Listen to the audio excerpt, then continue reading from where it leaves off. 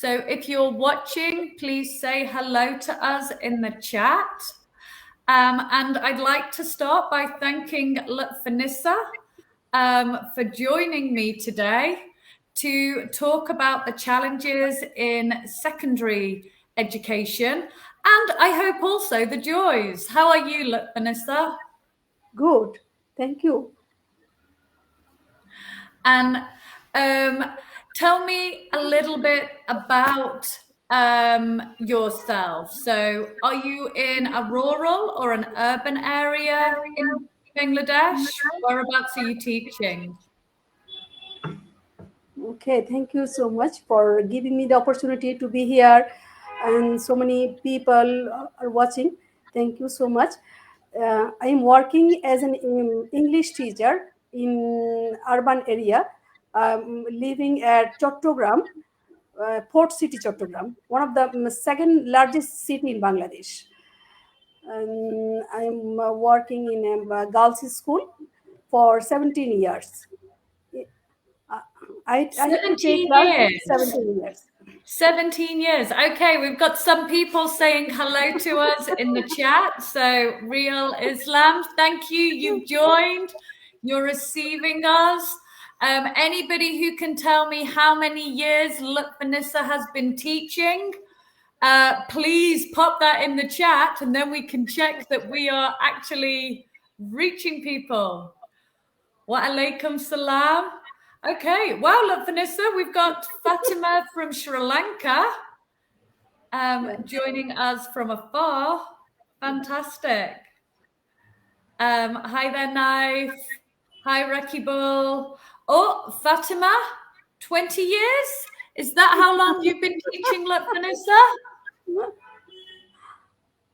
I'm serving 17 years. 17 years. Yeah. 17 years you have been teaching. And what ages do you teach? I have to take class grade 6 to 10. The age ranging 12 to 17 years old, my students. 12 to 17 years old they are. And tell us a little bit about your school. What are your students like?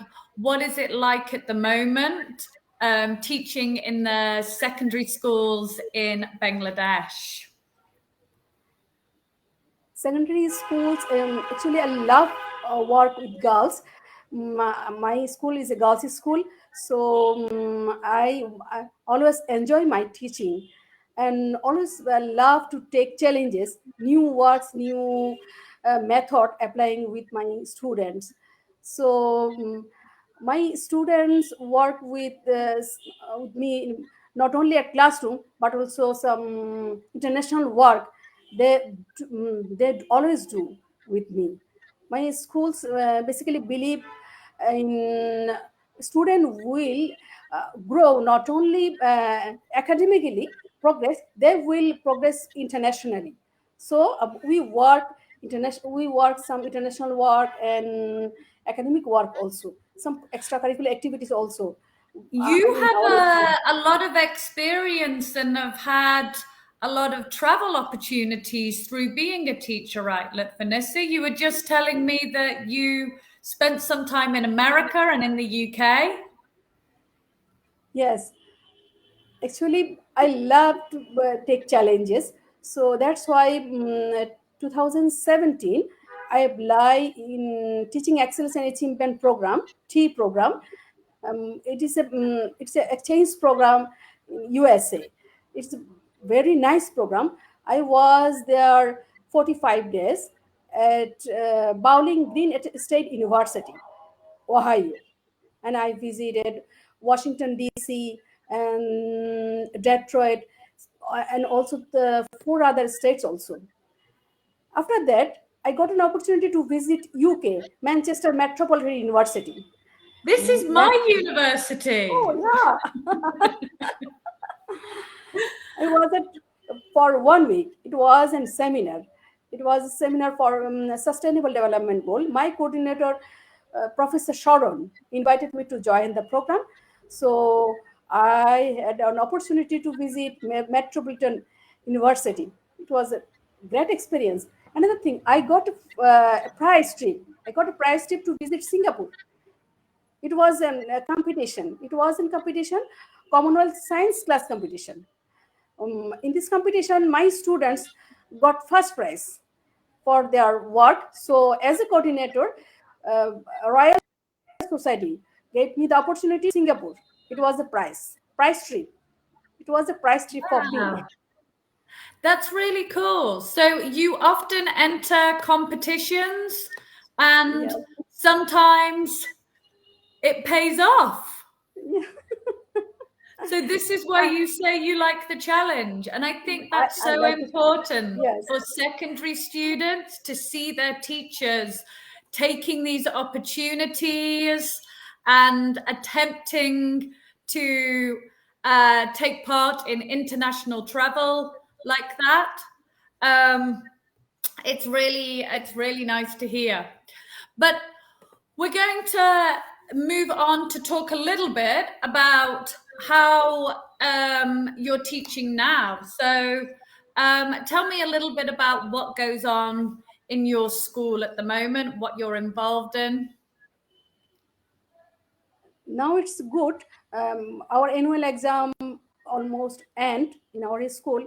In post-COVID situation, student grade 6 and 7 student once a week, grade 8 and 9 student 2 times they can come, and grade 10 they they can come all day, all except holiday. So it's good. Student join annual exam after 18 months. Physical exam they sit for physical exam. That's good. Actually we feel they miss those things, physical exam, school, their friend. They miss their teacher, their classroom, their friends also. So after that, student enjoy. We are just check their answer script. So it's good. It's good.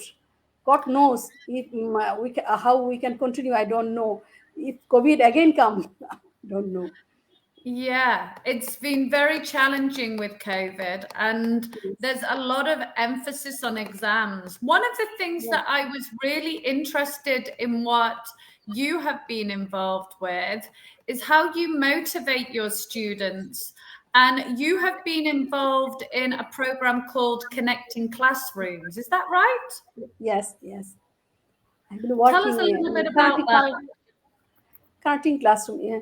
It's a nice work. I love it. Connecting classroom is a program for students, secondary level students, primary level students. Student can work internationally through connecting classroom. We need a coordinator and institution head support. Then coordinator can connect with other country. Suppose I want to work with your country, UK or USA. Then I need to connect with their school. Then we can start a project.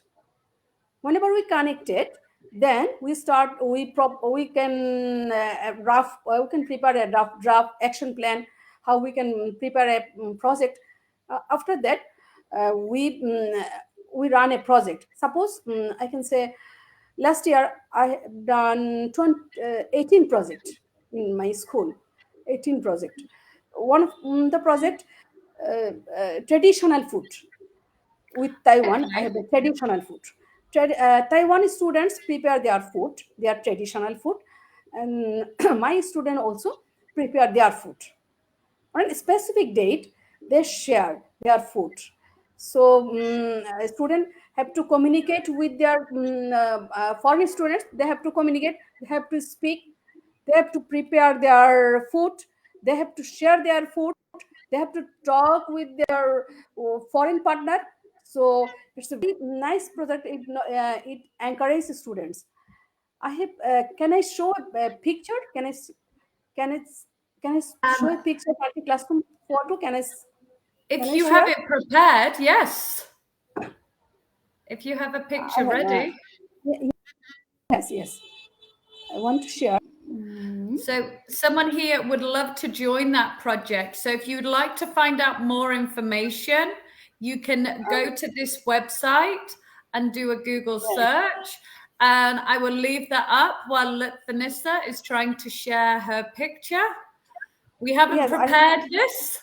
yes. I let me 1 minute. Just I'm sorry. So connecting classrooms Connected is classroom. a It's a very nice program program. I think where student can know so many things and they can speak. They can talk with the program. It's a very nice program. Angela Janhara wants to know the name of your school, Lutfunnissa. Oh, sorry. My school's name is Jamal Khan Kusum Kumari City Corporation Girls High School.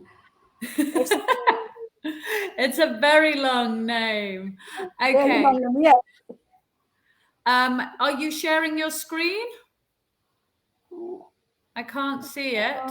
No. Some people here know of this project.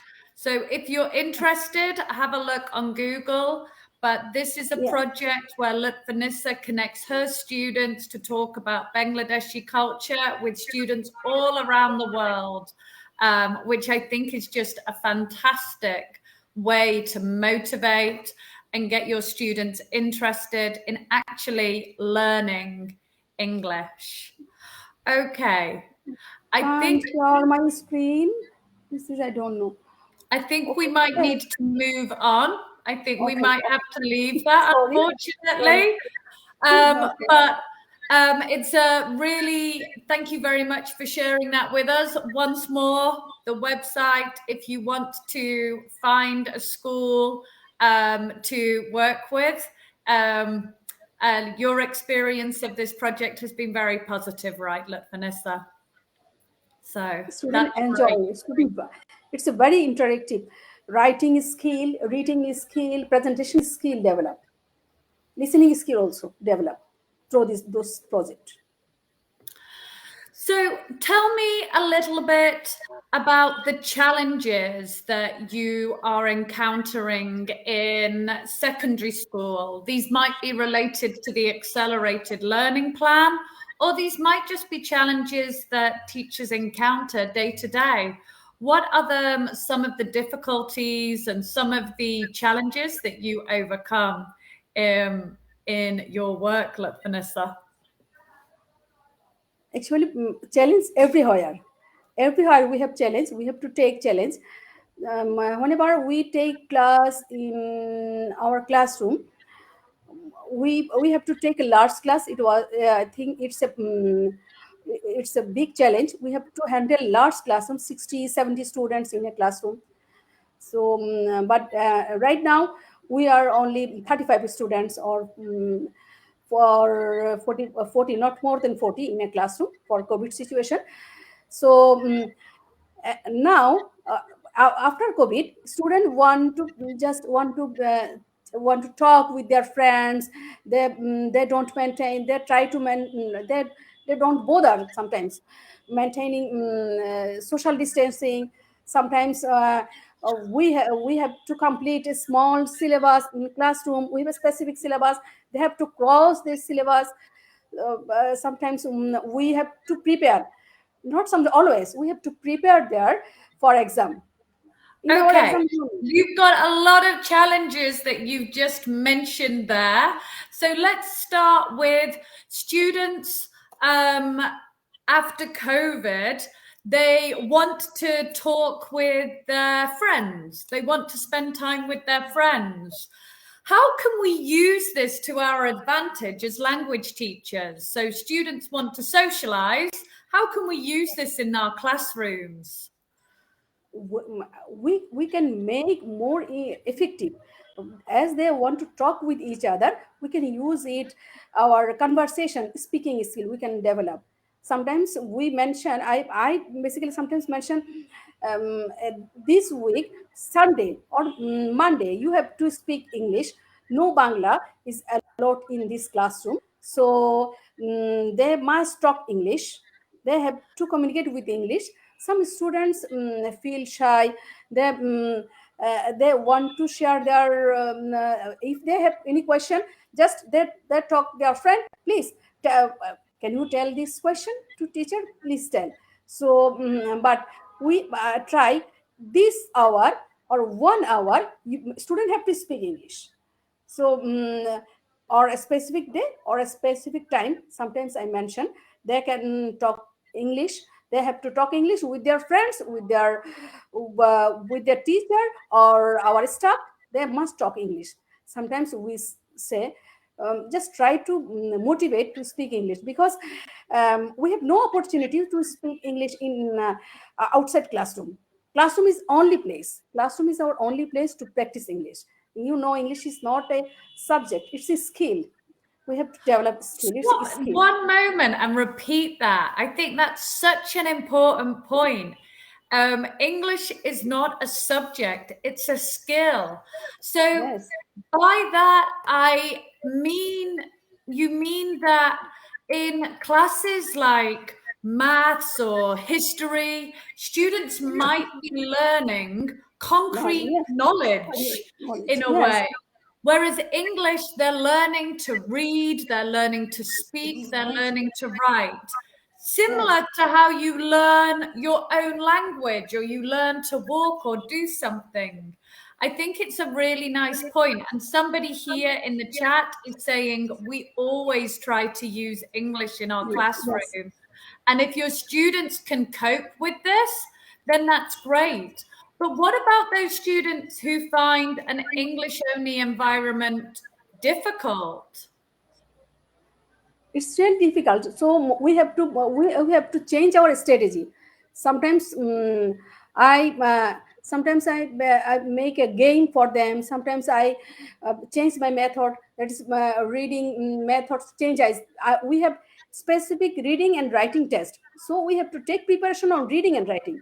No marks is allocated for speaking and listening in public exam, but we have so many activities, speaking and listening, in our textbook, but no mark is allocated for listening and speaking in public exam. So government is working for that. So right now we are our students, if I try to motivate them, they can talk, I think. I use some jigsaw method for reading. Sometimes I use game, that is whispering game, or some other just energizer, and also they speak English. They feel free to speak English, and they committed to speak English. It's a I think it's a very enjoyable if we use game, or if we change our method. If we change our method in classroom, if we change our strategy in our classroom, so student can enjoy, I think. I think, like this person, Mia Mutasirayan, is saying that teaching English as a language, so you're going to explore and learning English. You will cover things like science and geography.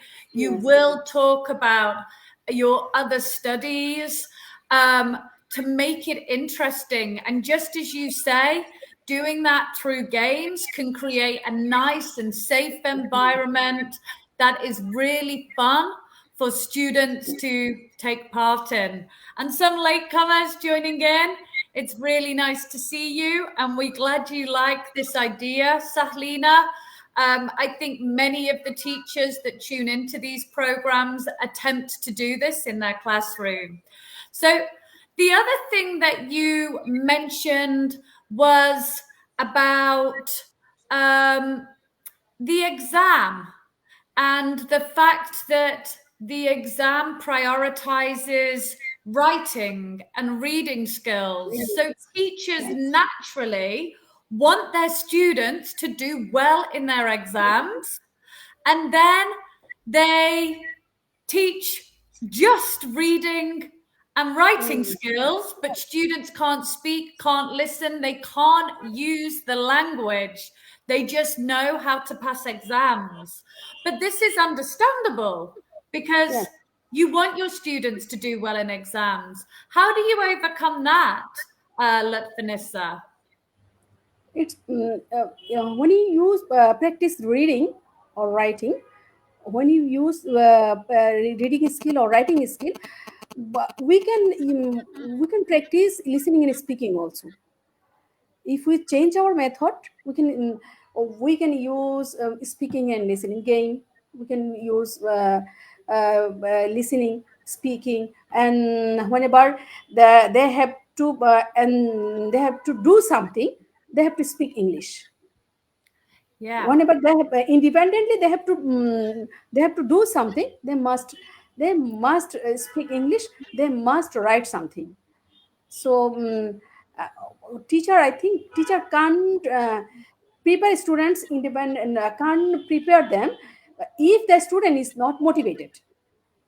Student is Okay. not motivated, so we need Motivate. motivation first.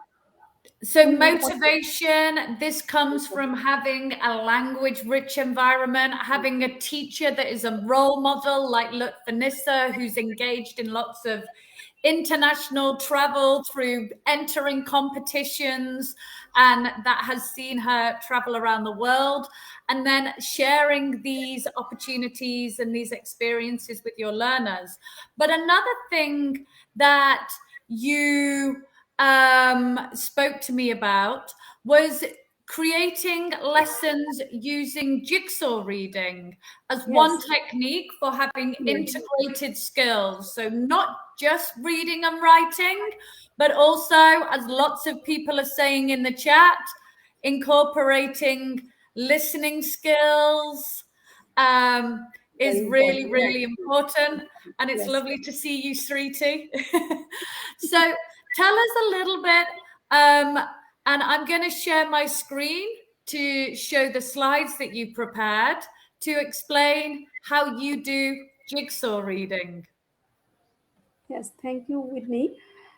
Jigsaw reading is a very nice method for reading, I think. It's a cooperative reading.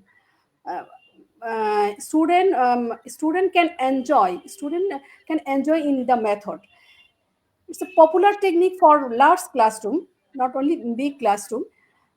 It's basically emphasize on learning, giving students opportunity to help each other to build reading comprehension, And I especially. think, look, Vanessa, it's so Yes, great when you get your students working together to help yes, each other. So they're learning together, and you are yes. taking the emphasis away from the teacher and placing it on the students. It's really nice. Very nice one. I basically enjoy that method. Basically, enjoy that method. Whenever they are working, they are moving, I enjoy this method. So, It's a how cooperative do you learning. do this? When I actually divide my students, suppose I have 36 students, I try to divide them into group. Divide them into groups. Suppose 36 students, I uh, try to divide them into six group, six-person in one group. Group one has six, group two has six, group three has six, group four has six, five. Same number of students, I try to divide them. It's very helpful if I divide in same number. But if I divide, one group will be five, another group four, it's not so good. Not so good. In one It group, won't work if you do it this way. if I have more than 36 students, I can make five group, no problem. But try to keep them same number, same number of person in one group. It will be better. Then after that, whenever I divide my group, my whole class into four or five group, then I can divide the text. Same number of Okay. group. So before you continue, how do you decide how many groups? Is it based on the text and how many paragraphs you have in a Yes. text, If I or the have, number of students? no, I have to divide my students and text, same text. Suppose I have a text in six paragraph, six part of the paragraph. Then I divide my students into six group. I have five paragraph, so I divide my students into five group. Right? Okay. So basically, the text will tell us if you're going to have Have how many groups group? of 5 I need groups or 6 6 groups. groups. And perhaps if your text is short, you can Yeah, have 3 groups and 3 groups, so you don't get then really work big together, groups, no but they problem. can study together. So Study together, no problem. once you've divided your text into the paragraphs, what happens? Then I divide my students into group. If I divide my students, if I divide my text into two part, then I make a 4 group. I can divide. I can divide 2 group will work one text and another 2 group will one text. No Mhm. problem. But they have to work on in group. They have to talk in group, they have to discuss in group. After that, when I finished my group division and text, whenever I finished, then I provide them, just I in each group I provide each text. 6 group will get 6 part of the text. Okay, so if we remember, Group Yes, 1, they're reading paragraph 1. Group yes. 2, 2 they're reading with paragraph paragraph 2. 2. Group Okay, 3, so the groups are reading the same paragraph, not right? same but different paragraph. I have 6 paragraph. 6 group will get 6 text, 6 paragraph. Okay, I have 6 text, 6 part of one text, and 6 group will get 6 text. If I divide 5 group or 5 text, then 5 group get 5 text. Then okay. But in step 1, when we have our groups, yes, group 1 is all reading paragraph 1. yes, and group 2 will work on paragraph 2. Group 3 will work on paragraph 3. I understand what you mean. So they're all working at understanding the same part of the Yes. text in their group. Then, Okay. then give students time to discuss. Give a student time. They discuss their chunk, their specific text. They discuss in group. They discuss with their partner. 6 person discuss in one text. Can I ask a quick question, Lutfunnissa? Would you allow students to discuss this in Bangla if they weren't so good at English at this stage? Sometimes I allow. Sometimes I allow. I allow because they have to learn. Sometimes I allow, but basically I tell them not to speak in Bangla. You have to speak in English. Sometimes I allow them to speak Bangla because they need to share. First time they need to share. They need to Yeah, share. They have to know that text. Sometimes I allow they can discuss in group Bangla, but it's good if they speak in English. It's better, but I allow them. If I compel them, you must tell English. Then sometimes they are not motivated. yeah, I do that too when I'm working with a group of language students who share a mother tongue. When I do this activity, I think it's good if they Oh, work together in their mother tongue. Um, but if they can, do it in English. But at the next stage, I want that to be in English, right? Tell yes. us about that stage. After that, whenever they finish their reading, then I again divide them. I again divide them. Suppose I have six group. Then a student, one student from group one another student from group 2, group 3, group 4, group 5. 6 students make another group. 6 students make another group. So six Okay. student know 6 texts, 6 different texts. 6 students know 6 different text. They discuss among them what about their text and what is the question here, what that they should do. They discuss. 6 group get same information, right? After that they return their mother group, their jigsaw group, their mother group. They return. Whenever Yeah. they return their mother group, then old group or mother group jigsaw, then they discuss discuss each other their topic, and I provide them whole text. I provide them whole text in whole group. I provide them. Then 6% know the whole text. 6% know the whole text. Then they can answer. They can answer the whole text because they know that they know their text. Okay, so let me just rewind. At step 4, I'm going to take us all the way back to step 1. Here, Okay. we can see all the different colored people. And group 1, all those different colored people read paragraph 1. In group 4, all those different colored people read paragraph 4. Then they went into the group. So in this colored group, the red group, we've got someone from group 1, they read paragraph 1. Someone from group 2, they read paragraph 2. Someone from group 3, they read paragraph 3, and so on. And here they have the opportunity to share the information, discuss, and answer the questions in the textbook. And then they go back to those original groups from their mother group. Yes. Okay.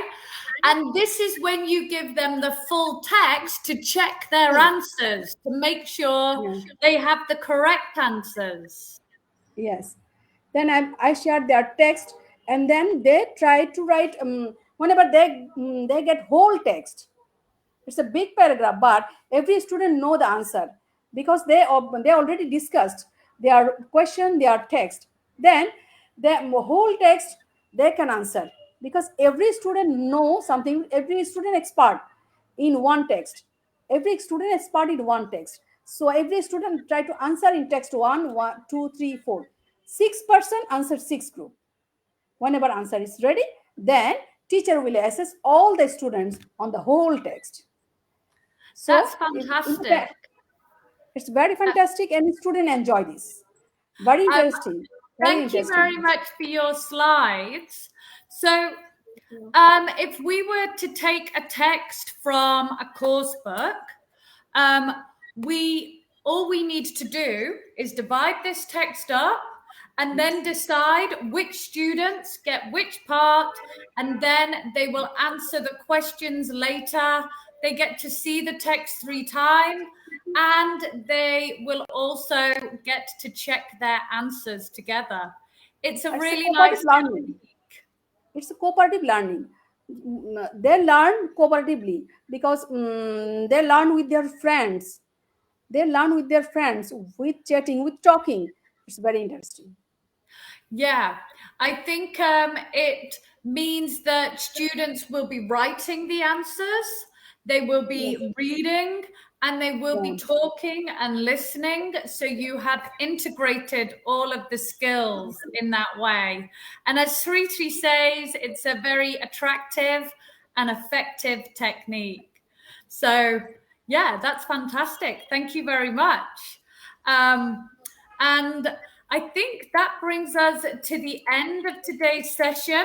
We're glad you've enjoyed it. Hassan Rahman, thank you very much, Lutfunnissa, for making the time to join us and share your experience and techniques for teaching secondary students. It's been really nice to have you on the program. Thank you so much for joining me and giving me the opportunity to say something before you. Thank you so much. Thank you. It's my pleasure. Thank you so much for taking part and volunteering. Thanks a lot, everybody. And stay well. Thank you. Bye-bye.